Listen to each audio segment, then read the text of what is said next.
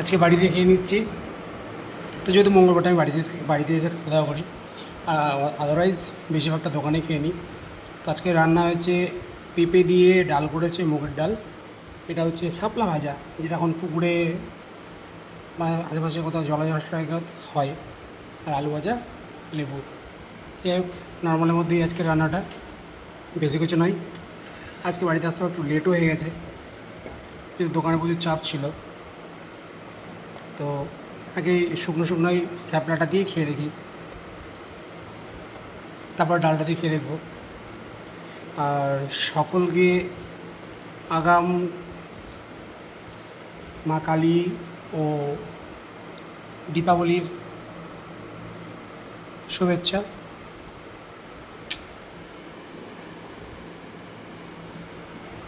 মানে মা কালী মায়ের এখন তো সবাই সব জায়গাতে পুজো শুরু, মানে চারদিকে ধুমধাম শুরু হয়ে গেছে। কালী মায়ের পুজো আছে, অনেকে এই দিনটার জন্য অপেক্ষা করে। তারপরে ভাইদুজ। তো এখন অনেকের বাড়িতে লাইটিং লাগানো শুরু হয়ে গেছে, যে দীপাবলি বা যারা দীপাবলি বলে, বাট কালী পুজো আমাদের একটা খুব জনপ্রিয় ফেস্টিভ্যাল। তাই সবাই ভালোভাবে উদযাপন করো, ভালো থেকো, আর এইভাবে পাশে থেকো।